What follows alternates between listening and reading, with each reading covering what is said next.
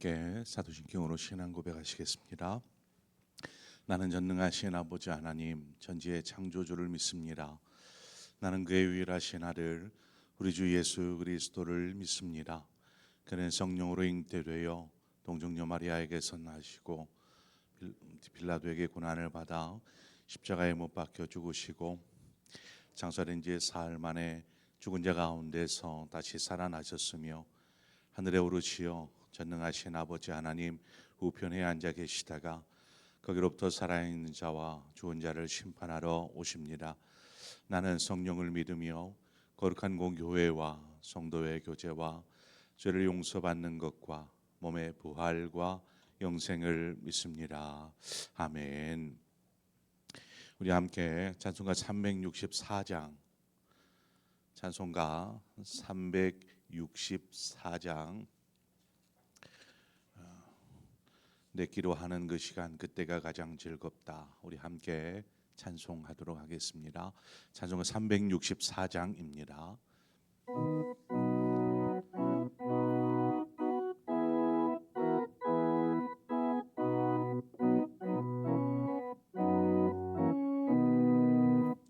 내 기도하는 그 시간 그때가 가장 즐겁다. 이 세상 근심 걱정에 얽매인 나를 부르사 내 진정 소원 주 앞에 낱낱이 바로 하래요. 큰 불행 당해 슬플 때 나 위로받게 하시네. 내 기도하는 그 시간 내게는 가장 귀하다. 저 광야 같은 세상을 끝없이 방황하면서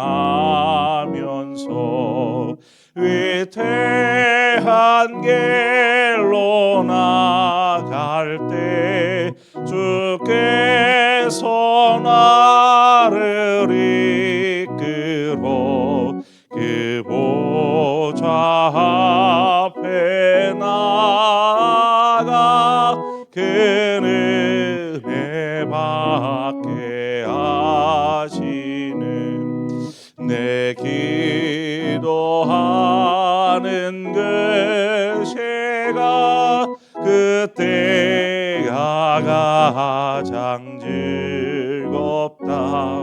이때 거친 큰 죄로 내 마음 심히 아파도 참 마음으로 뉘우쳐 다 숨김 없이 하뢰며 주 나를 위해 복 주사 새 은혜 부어 주시네. 내 기도하는 그 시간 그때가 가장 즐겁다.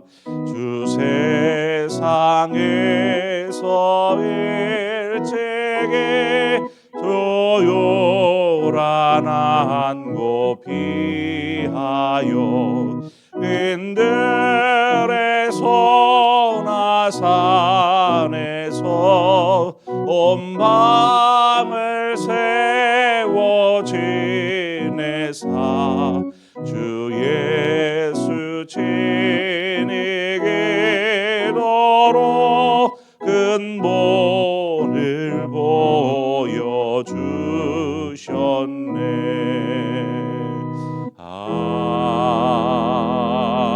아멘. 말씀 보겠습니다. 욥기 21장 1절에서 16절의 말씀입니다. 욥기 21장 1절에서 16절의 말씀 우리 한 절씩 교독해서 보도록 하겠습니다. 욥기 21장 1절에서 16절입니다. 욥이 대답하여 이르되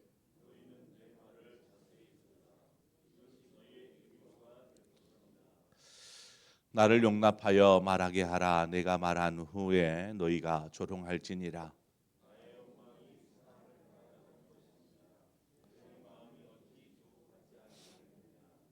너희가 나를 보면 놀라리라. 손으로 입을 가리리라.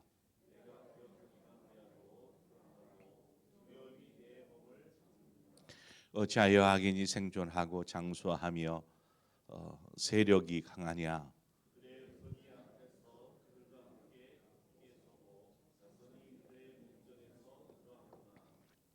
그들의 집이 평안하여 두려움이 없고 하나님의 매가 그를 위하여 임하지 아니하며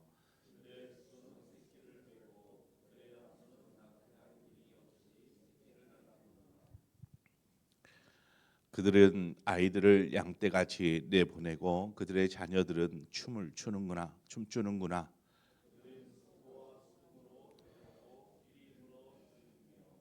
그들의 날을 행복하게 지내다가 잠깐 사이에 수월에 내려가느니라.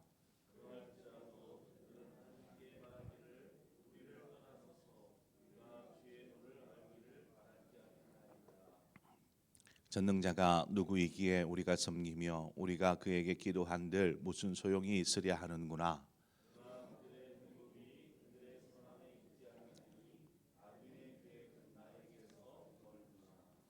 아멘.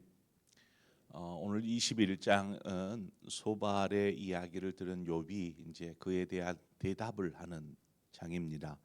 욥도 이제 계속 친구들과 이렇게 오고 가는 대화를 하고 있는데 이 대화가 제대로 이루어지는 대화인가?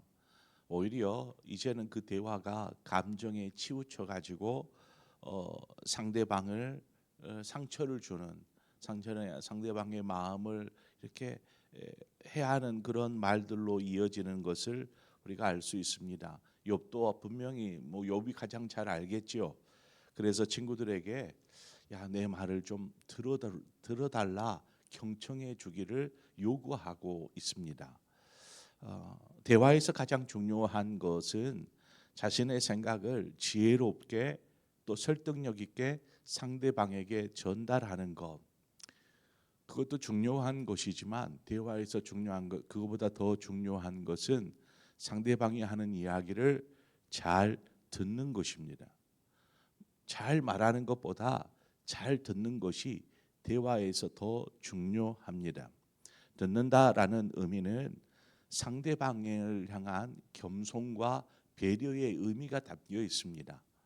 내 하고자 하는 말 막 이렇게 쏟아낼 수 있죠. 하지만 상대방을 배려하고 존중하는 마음에서 듣기를 먼저 하는 것이죠.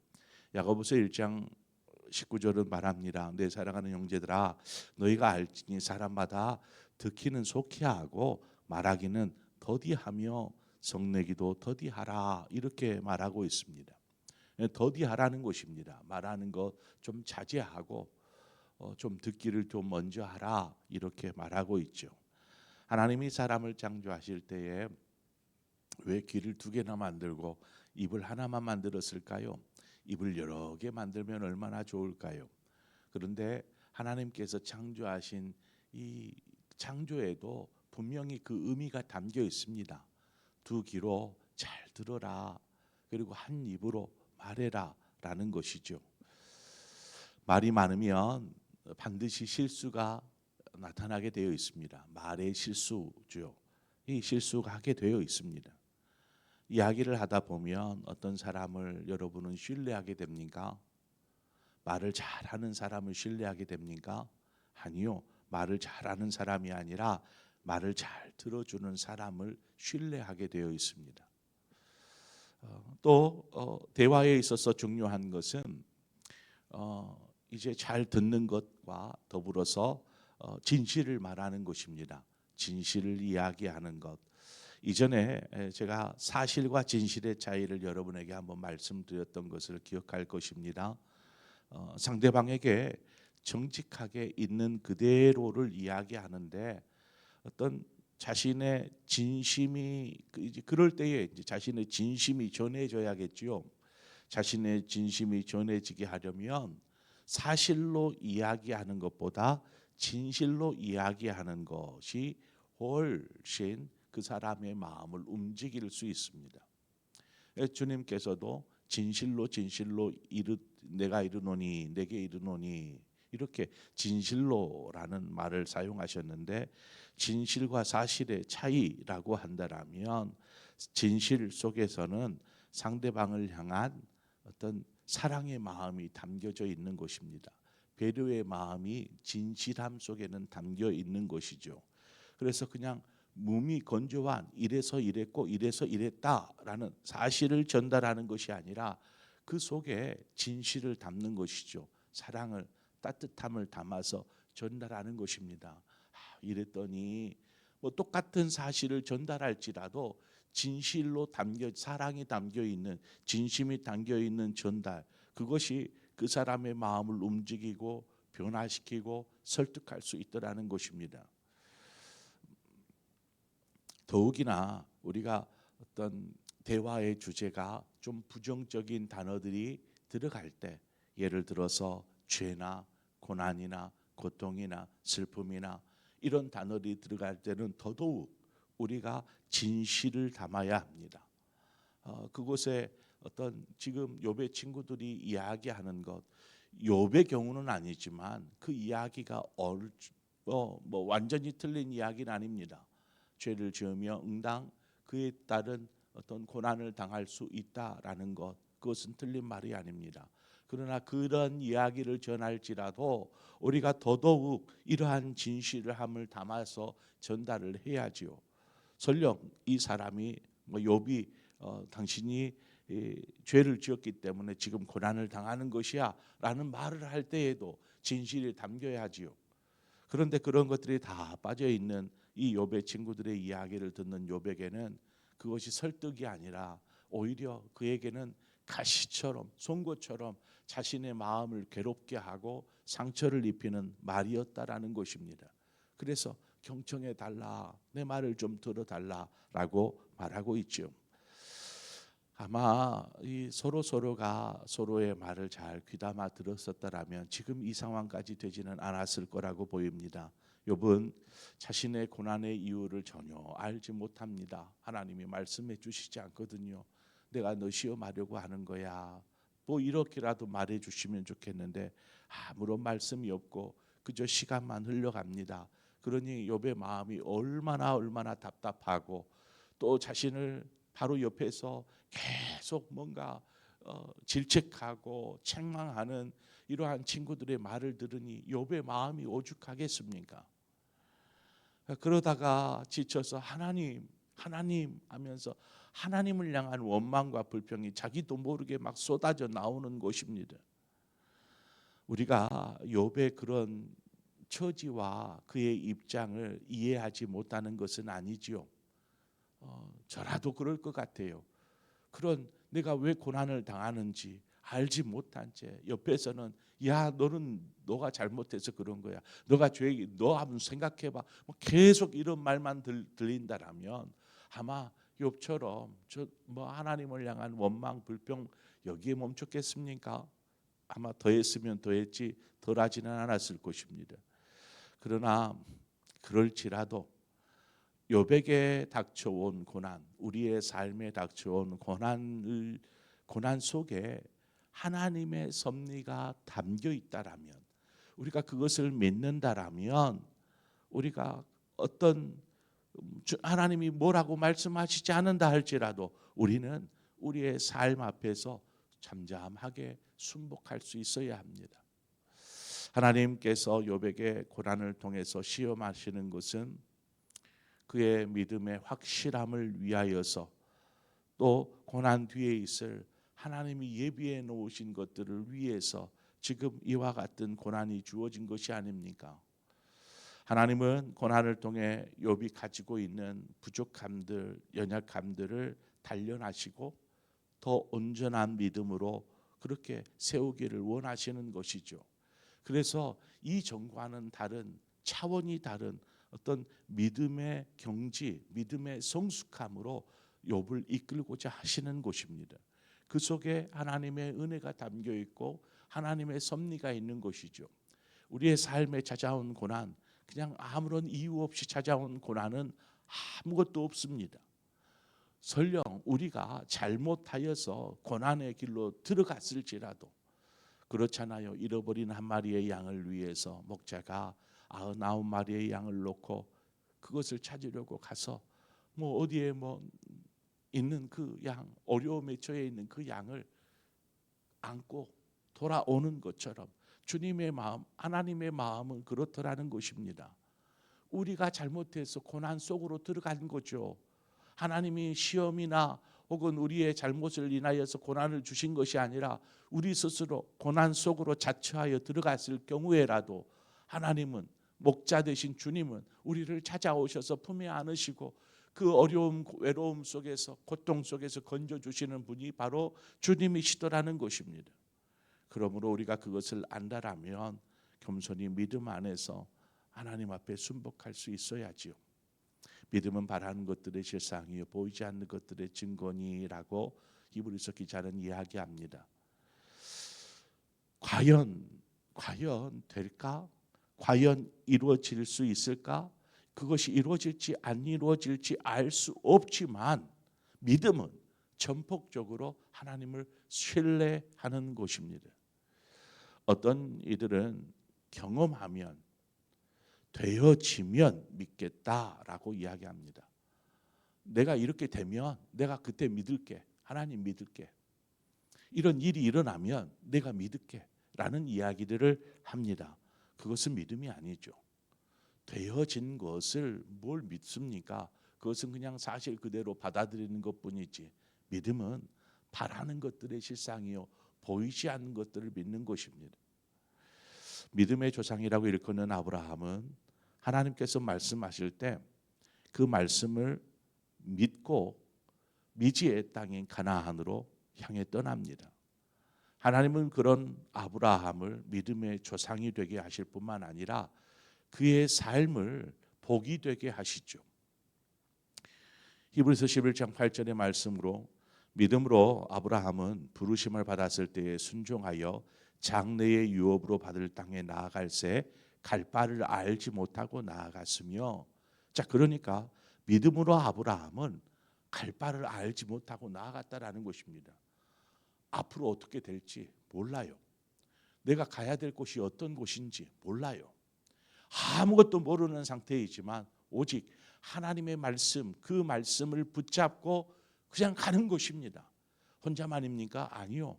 온 가족을 데리고 그 땅을 떠납니다. 그리고 그 낯선 곳, 오지의 땅, 어떤 상황일지 아무것도 알 수 없는 곳이지만 오직 믿음으로 아브라함이 그 길을 나서는 것이죠. 믿음은 바로 이와 같습니다. 믿음으로 우리의 생각에는 뭔가 그렇잖아요. 불안할 수밖에 없죠. 알지도 못하고 가보지도 않았고 어떤 상황인지도 모르는 곳으로 하나님이 가라시는데 여러분 당장 갈 수 있습니까? 염려가 생기겠지요. 근심이 생기겠지요. 불안함이 생기겠지요. 그렇지만 말씀에 순종할 때에 하나님께서 예비하신 것들을 누리더라는 것입니다. 그러므로 우리가 이야기할 때에도 믿음으로 이야기하는 훈련이 필요합니다. 우리의 신앙에서도 믿음으로 순종하는 삶을 살아야 할 뿐만 아니라 대화 속에서도 믿음으로 이야기할 수 있는, 아무리 어려워도 하나님께서 당신을 지키실 것입니다. 하나님께서 당신의 삶을 인도하고 계십니다. 보이지 않아요. 도저히 이 상황에서 어떻게 벗어날 수 있을까? 암담한 상황에 있는 이에게 찾아와서 이야기하는 것이 어쩌냐 그냥 그 정도가 아니라 하나님께서 당신의 삶을 붙잡고 계십니다.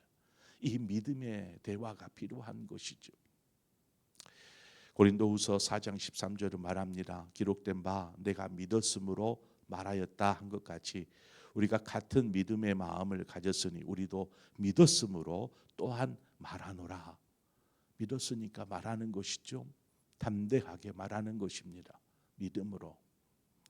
우리가 살다 보면 의문을 갖게 되는 경우들이 생깁니다. 특히 여기에 오늘 말씀처럼 악인이 형통케 되어지고 번영하는 것들을 바라보면 정말 하나님 살아 계시는가? 악인들은 저렇게 잘 되는데 왜 저렇게 선한 사람, 의로운 사람은 저런 고달프고 어렵고 힘겨운 상황에서 벗어나지는 못하는 것일까라는 이러한 의문을 갖게 됩니다. 왜 이런 부조리한 현상이 일어날까? 우리가 왜 그런지 그 이유를 다 알 수는 없습니다. 그러나 확실히 알 수 있는 것은 악인의 번영과 형통은 뭐라고 말합니까? 잠깐이다라는 것입니다.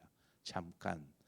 13절에 그들의 날을 행복하게 지내다가 잠깐 사이에 수월에 내려가느니라. 잠깐이다.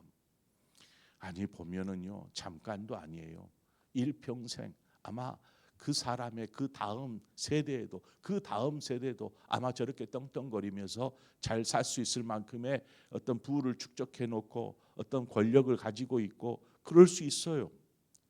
아니 어떻게 저게 잠깐입니까? 악인의 형통함이 어떻게 저게 잠깐입니까? 라고 따져 물을 수 있어요. 그러나 하나님이 보시기에는 그 눈 깜짝할 새도 아니더라는 것입니다.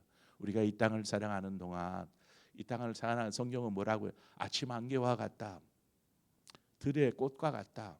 잠깐 피었다가 해 뜨면 져버리고 이 안개도 그렇지 않습니까? 해 뜨면 안개도 씻은 듯이 사라져 버리는 것. 인생이 바로 그렇다. 긴 것 같지만 잠깐이다. 그러므로 악인이 잘 되는 거 그거 부러워하지 말라는 것입니다. 그러면 뭐 어떻게 살아는 것이죠? 이 땅에 사는 것에 이 땅의 것에 우리의 마음이 빼앗겨서 악인이 저렇게 잘 되고 어려운 사람 저렇게 안 되고 이런 것을 판단하지 말고 너희들은 하늘의 것을 소망해라. 하나님의 나라를 소망해라라고 성경은 우리에게 가르쳐주고 있습니다. 그렇잖아요. 잠깐 있을 세상과 영원히 살아야 될 그 영원한 하나님의 나라를 비교한다면 비교가 되겠습니까? 그러므로 악인이 잘 되는 것 그거 그렇게 부러워하지 말고 하나님 불공평합니다라고 얘기할 필요도 없다라는 것입니다. 왜요? 우리에게 영원한 것이 기다리기 때문이죠. 그러므로 믿음의 사람은 영원한 하나님의 나라가 기다리고 있기에 우리가 이 땅에서의 삶은 막 비교하고 왜 하나님 나 영통하게 안 해줘요? 이런 것 따질 것이 아니라 하나님 나라에서의 상급이 있기 위해 힘쓰는 삶을 살아야 하는 것입니다.